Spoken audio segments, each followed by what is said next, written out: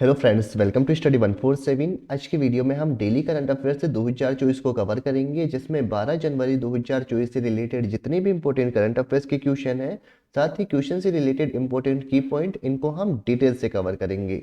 तो आज का हमारा पहला क्वेश्चन है, हाल ही में विश्व हिंदी दिवस कब मनाया गया? राइट आंसर है 10 जनवरी, यानी प्रतिवर्ष 10 जनवरी को विश्व हिंदी दिवस मनाया जाता है। इसे मनाने का उद्देश्य है हिंदी के प्रचार प्रसार के लिए जागरूकता पैदा करना और इसे वैश्विक स्तर पर एक अंतर्राष्ट्रीय भाषा के रूप में प्रस्तुत करना। वर्ष 2006 में तत्कालीन जो भारतीय प्रधानमंत्री थे डॉक्टर मनमोहन सिंह, इन्होंने 10 जनवरी को विश्व हिंदी दिवस के रूप में मनाने की घोषणा की थी। तो ध्यान देना है कि जो विश्व हिंदी दिवस है, इसकी शुरुआत कब से हुई थी? 2006 से, और 2006 से 10 जनवरी को ये प्रतिवर्ष मनाया जाता है। विश्व हिंदी दिवस 10 जनवरी को मनाया जाता है और इस बार की इसकी थीम की बात की जाए तो यह है हिंदी पारंपरिक ज्ञान में कृत्रिम बुद्धिमत्ता तक, यानी Hindi from traditional knowledge to artificial intelligence. ये हो जाएगी इस बार की थीम। अब विश्व हिंदी दिवस तो 10 जनवरी को मनाया जाता है, लेकिन एक है राष्ट्रीय हिंदी दिवस। ये प्रतिवर्ष 14 सितंबर को मनाया जाता है। क्यों मनाया जाता है? क्योंकि हिंदी को राष्ट्र की आधिकारिक भाषा के रूप में 14 सितंबर 1949 को अपनाया था। और पहला हिंदी दिवस की बात की जाए तो यह 14 सितंबर सन 1953 को मनाया था, और उसके बाद से प्रतिवर्ष राष्ट्रीय हिंदी दिवस ही है 14 सितंबर को मनाया जाने लगा। यहीं पे बात की जाए विश्व हिंदी सम्मेलन की, तो जो प्रथम सम्मेलन था यह 10 जनवरी सन 1975 को हुआ था नागपुर, महाराष्ट्र के अंदर। 11वां सम्मेलन 2018 के अंदर पोर्ट लुइस मॉरिशस के अंदर, जबकि 12वां सम्मेलन 2023 के अंदर नैडी, फिजी के अंदर आयोजित किया गया था। यहीं पे आपको एक और बात ध्यान रखनी है, एक है आर्टिकल 343 से या फिर 8वीं अनुसूची, जिसका संबंध है राजभाषा से। नेक्स्ट क्वेश्चन, अरुणाचल प्रदेश के किस उत्पाद को जीआई टैग दिया गया? तो यहाँ पे बात की जा रही है जीआई टैग। तो अभी हाल ही में अरुणाचल प्रदेश, इसकी वांचो लकड़ी शिल्प, इसको जीआई टैग दिया गया है। यहीं पे बात की जाए कि सिमलीपाल काई चटनी, इसका जीआई टैग दिया गया है अभी हाल ही में असम की, जो कि लाल बुनकर चीटी, इनके द्वारा ये चटनी बनाई जाती है। यहीं पे बात कर लेते हैं जीआई टैग की। जीआई टैग का अधिनियम सन 1999 के अंदर आया था, लेकिन इसको लागू सितंबर 2003 में किया गया, जबकि पहला जीआई टैग यह सन 2004 में दार्जिलिंग की चाय को दिया गया। जीआई टैग का पंजीकरण ये 10 वर्षों के लिए होता है, और इसके यदि आदर्श वाक्य की बात की जाए तो अतुल्य भारत की अमूल्य निधि, ये हो जाएगा इसका आदर्श वाक्य। यहीं पे हम कुछ इंपोर्टेंट जीआई टैगों को कवर करेंगे, जैसे अरुणाचल प्रदेश, इसका है एक तो वांचो लकड़ी शिल्प, आदि केकिर जो कि अदरक की एक प्रजाति है, कोरियल साड़ी, ये तीनों जीआई टैग अरुणाचल प्रदेश के हैं। पश्चिम बंगाल की बात की जाए तो काला नुनिया चावल, सुंदरबन शहद, और एक है तंगेल शादी, इनका जीआई टैग अभी हाल ही में पश्चिमी बंगाल को दिया गया है। गुजरात की बात की जाए तो कच्ची खारेक, इसका जीआई टैग गुजरात के पास में है। नेक्स्ट है जम्मू कश्मीर, जम्मू कश्मीर का है रामबन अनारजाना। और ओडिशा की बात की जाए तो ओडिशा में अभी हाल ही में एक तो है सिमलीपाल काई चटनी, जो कि लाल बुनकर चीटियों के द्वारा बनाई जाती है। एक है कपड़ागंडा साल, और एक है कोरापुट काला जीरा चावल। इन तीनों के तीनों जीआई टैग ओडिशा राज्य के पास में है। नेक्स्ट क्वेश्चन है, जनवरी 2024 में जल्लीकट्टू कार्यक्रम का आयोजन कहाँ पे किया गया? तो इसका राइट आंसर है तमिलनाडु के अंदर। तो प्रतिवर्ष तमिलनाडु के अंदर जल्लीकट्टू कार्यक्रम का आयोजित किया जाता है, और इस खेल के अंदर बैलों की दौड़ होती है, जिसके अंदर जो व्यक्ति होते हैं, इनको जो भी ये सांड होते हैं, इसके कुबड़ को पकड़ना होता है और इनके सींग के ऊपर एक पट्टी बंधी हुई होती है, इसको खोलना होता है। तो यह है जल्लीकट्टू कार्यक्रम, जिसका आयोजन तमिलनाडु के अंदर किया जाता है। नेक्स्ट यहीं पे हम कुछ इंपोर्टेंट महोत्सव और त्योहारों को कवर करेंगे, जैसे कि लेवेंडर महोत्सव जम्मू कश्मीर के अंदर मनाया जाता है।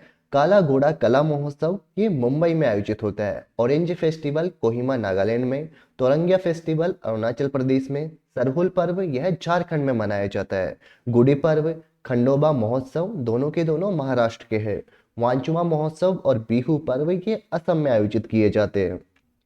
ट्यूलिप फेस्टिवल जम्मू कश्मीर का है। हॉर्नबिल महोत्सव नागालैंड का है। पोंगल, जल्लीकट्टू और थाईपुसम यह तीनों तमिलनाडु से संबंधित है।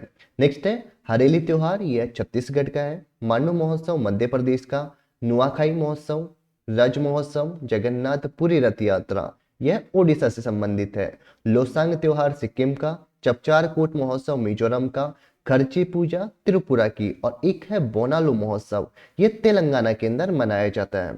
नेक्स्ट क्वेश्चन, हाल ही में पीएलआई मंजूरी प्राप्त करने वाली पहली भारतीय इलेक्ट्रिक व्हीकल कंपनी कौन सी बनी है? तो इसका राइट आंसर हो जाएगा ओला इलेक्ट्रिक।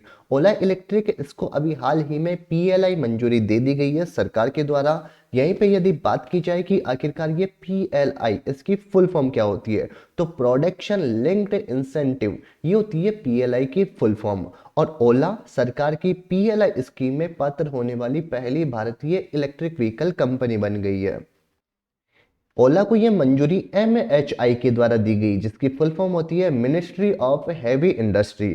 पीएलआई योजना के अंदर लाभ लेने के लिए कंपनी इसको 1000 करोड़ रुपए का निवेश करना पड़ता है और इस योजना की सहमति के बाद में प्रत्येक व्हीकल जो होता है, इस व्हीकल के ऊपर 10,000 से लेके 15,000 रुपए की सब्सिडी दी जाएगी सरकार के द्वारा, जिससे ग्राहकों को ये इलेक्ट्रिक व्हीकल सस्ता मिलेगा।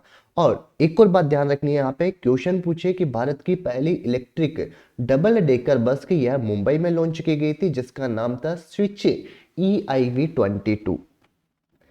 नेक्स्ट क्वेश्चन है, मोहम्मद शमी सहित कितने खिलाड़ियों को अर्जुन पुरस्कार से सम्मानित किया गया? तो इसका राइट आंसर है 26 खिलाड़ी। तो टोटल 26 खिलाड़ी, इनको अभी हाल ही में अर्जुन पुरस्कार से सम्मानित किया गया है। चलिए यहीं पे हम अर्जुन पुरस्कार और राष्ट्रीय खेल पुरस्कार को कवर करेंगे। तो खेलों में उत्कृष्टता को पहचानने और सम्मानित करने हेतु प्रतिवर्ष राष्ट्रीय खेल पुरस्कार दिए जाते हैं, जिसमें एक तो ध्यान रखना है आपको, मेजर ध्यानचंद खेल रत्न पुरस्कार है, जिसकी शुरुआत 1991-92 में हुई थी और इसके पहले प्राप्तकर्ता थे शतरंज के दिग्गज खिलाड़ी, जिनका नाम क्या था, विश्वनाथ आनंद। यानी कि पहला मेजर ध्यानचंद खेल रत्न पुरस्कार यह विश्वनाथ आनंद को दिया गया था। और मेजर ध्यानचंद खेल रत्न अवार्ड जो है, इसका पुराना नाम था राजीव गांधी खेल रत्न पुरस्कार। मेजर ध्यानचंद खेल रत्न पुरस्कार 2023 में ये दो व्यक्तियों को दिया गया है। एक तो है चिराग चंद्रशेखर शेट्टी और एक है रंकी रेड्डी सात्विक साईराज। ये दोनों के दोनों बैडमिंटन के खिलाड़ी है। नेक्स्ट बात कर लेते हैं अर्जुन पुरस्कार की, जिसकी शुरुआत 1961 के अंदर की गई थी और यह पिछले 4 वर्षों की अवधि में जिन्होंने भी अच्छा प्रदर्शन और नेतृत्व करने, खेल कौशल और अनुशासन की भावना दर्शाने हेतु उनको ये अवार्ड दिया जाता है। बात की जाए ये अवार्ड अभी हाल ही में किन किन खिलाड़ियों को दिया गया है, तो मोहम्मद शमी को दिया गया है क्रिकेट के अंदर, अजय रेड्डी को दिया गया है ब्लाइंड क्रिकेट के अंदर। तो ऐसे मिला के टोटल जो 26 खिलाड़ी है, इनको ये अर्जुन अवार्ड दिया गया है। आपको यहाँ पे एक पूरी लिस्ट दिखाई दे रही है, इस लिस्ट को एक बार आपको कवर कर लेना है। साथ ही आपको एक तो ध्यान रखना है मोहम्मद शमी के बारे में। नसरीन हो गई खो खो से संबंधित, प्राची यादव जो है यह पैरा कैनोइंग से संबंधित है। हरिंदर पाल सिंह ये स्क्वैश से संबंधित है। पिंकी की बात की जाए तो यह लॉन बॉल से संबंधित है। नेक्स्ट बात की जाए यहीं पे द्रोणाचार्य पुरस्कार की, तो इसको 1985 के अंदर स्थापित किया गया था और यह कोच को दिया जाता है, यानी जो भी प्रशिक्षक होते हैं उनको ये दिया जाता है। और 2023 के अंदर बात की जाए नियमित श्रेणी की, तो इसमें एक तो ललित कुमार को दिया गया है कुश्ती के अंदर, RB रमेश को दिया गया है शतरंज के अंदर। नेक्स्ट है महावीर प्रसाद सैनी को पैरा एथलेटिक्स में, शिवेंद्र सिंह को हॉकी में, गणेश प्रभाकर देव रुखर को मलखंब के अंदर दिया गया है। यह तो थी नियमित श्रेणी और एक होती है आजीवन श्रेणी। आजीवन श्रेणी के अंदर ये जसकृत सिंह ग्रेवाल को दिया गया है गोल्फ में, भास्करण ई को कबड्डी में और जयंत कुमार पुसीलाल को टेबल टेनिस के अंदर ये अवार्ड दिया गया है। नेक्स्ट बात कर लेते हैं मौलाना अबुल कलाम आजाद ट्रॉफी के बारे में, तो यह इसमें पहले नंबर पे है गुरु नानक देव विश्वविद्यालय अमृतसर। सेकेंड नंबर पे बात की जाए तो लवली प्रोफेशनल यूनिवर्सिटी पंजाब है, जो कि प्रथम उपविजेता है, और कुरुक्षेत्र विश्वविद्यालय कुरुक्षेत्र यह द्वितीय उपविजेता है। नेक्स्ट क्वेश्चन है, हाल ही में चंदोबी महोत्सव किस राज्य में मनाया गया? तो इसका राइट आंसर हो जाएगा असम राज्य, यानी ऑप्शन नंबर बी हो जाएगा इसका राइट आंसर। असम राज्य में चंदोबी झील के तट पर चंदोबी महोत्सव का आयोजन किया गया और यह उत्सव हर साल चंदोबी झील के किनारे नए साल के पहले दिन से 5 दिनों तक इसका आयोजन किया जाता है। इसके यदि उद्देश्य की बात की जाए तो असम की इसे जैव विविधता हॉट स्पॉट में पर्यावरण पर्यटन को बढ़ावा देना है, यानी कि पर्यावरण पर्यटन हो गया और जैव विविधता हॉटस्पॉट, इसको बढ़ावा देने के लिए इसका आयोजन किया जाता है।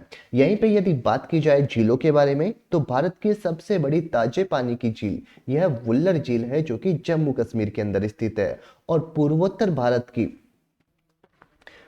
भारत की सबसे बड़ी झील ताजे पानी की बात की जाए तो ताजे पानी की सबसे बड़ी झील है लोकटक झील, जो कि मणिपुर के अंदर स्थित है और इससे मणिपुर की जीवन रेखा के नाम से भी जाना जाता है। भारत की सबसे बड़ी कृत्रिम झील है गोविंद सागर झील, जो कि सतलज नदी के ऊपर है हिमाचल प्रदेश में। भारत की सबसे बड़ी झील है चिल्का झील, जो कि उड़ीसा के अंदर स्थित है, लेकिन ये खारे पानी की झील है। और भारत की दूसरे सबसे बड़ी खारे पानी की झील है पुलिकट झील, यह आंध्र प्रदेश में स्थित है। सबसे ऊंचाई पर निर्मित झील है चोलामू झील, जो कि सिक्किम के अंदर स्थित है। एक है वेम्बनाड झील, अष्टमोडी झील, ये केरल में स्थित है। अनंतनाग झील, वुल्लर झील, ये दोनों की दोनों जम्मू कश्मीर में है। Next question, vibrate Gujarat global summit के मुख्य अतिथि कौन थे? तो इसका राइट आंसर हो जाएगा यूएई के राष्ट्रपति मोहम्मद बिन जायद अल नहायान। यह थे वाइब्रेट गुजरात ग्लोबल समिट के मुख्य अतिथि। बात की जाए प्रधानमंत्री नरेंद्र मोदी, इन्होंने गांधीनगर में वाइब्रेट गुजरात ग्लोबल समिट के 10वें संस्करण का उद्घाटन किया है और इस अवसर पर उन्होंने विश्वास जताया कि आने वाले वर्षों में भारत दुनिया की शीर्ष 3 अर्थव्यवस्थाओं में से एक होगा। यूएई के राष्ट्रपति मोहम्मद बिन जायद अल नाहयान इस कार्यक्रम के मुख्य अतिथि थी। बात की जाए यहाँ पे वाइब्रेट गुजरात ग्लोबल समिट 2024 की, तो ये इस बार इसका 10वें नंबर का संस्करण था और इसकी थीम थी 2024 के अंदर भविष्य का प्रवास द्वार और इसका उद्घाटन महात्मा मंदिर गांधीनगर में किया गया। बात की जाए यहाँ पे गुजरात की, तो इसकी राजधानी है गांधीनगर। यहाँ के मुख्यमंत्री है भूपेंद्र भाई पटेल, जबकि गवर्नर है आचार्य देवव्रत। चलिए यहीं पे हम लास्ट क्लास के करंट अफेयर्स का रिवीजन कर लेते हैं। पहला क्वेश्चन है, हाल ही में प्रवासी भारतीय दिवस यानी कि जो एनआरआई डे, ये कब मनाया गया? राइट आंसर है 9 जनवरी। नेक्स्ट क्वेश्चन, हाल ही में चीन के शोधार्थ जहाज पर किसने प्रतिबंध लगाया? राइट आंसर है श्रीलंका। नेक्स्ट क्वेश्चन, हाल ही में अर्धसैनिक बलों के आधिकारिक संचार और दस्तावेज साझा करने के लिए कौन सा ऐप विकसित किया गया? राइट आंसर है सैंड्स ऐप। नेक्स्ट क्वेश्चन, हाल ही में राष्ट्रीय पक्षी दिवस कब मनाया जाता है? राइट आंसर है 5 जनवरी। नेक्स्ट क्वेश्चन, सेबी के नए कार्यकारी निदेशक के रूप में किसे नियुक्त किया गया? तो इसका राइट आंसर है जी राम मोहन राव। नेक्स्ट क्वेश्चन, हाल ही में भारतीय ओलंपिक संघ के सीईओ के रूप में किसे नियुक्त किया गया? राइट आंसर है रघुराम अय्यर। नेक्स्ट क्वेश्चन, हाल ही में एशियाई विकास बैंक यानी कि जो एडीबी है, इसके कार्यकारी अध्यक्ष के रूप में किसे नियुक्त किया गया? राइट आंसर है विकासशील को। तो ये था आज का हमारा एक इंपॉर्टेंट वीडियो। अगर आपको हमारे वीडियो पसंद आए तो वीडियो को लाइक कीजिए, साथ ही वीडियो के अंत तक बने रहने के लिए आपका दिल से धन्यवाद। जल्द ही मिलेंगे आपसे नेक्स्ट वीडियो में, तब तक के लिए बाय बाय, टेक केयर।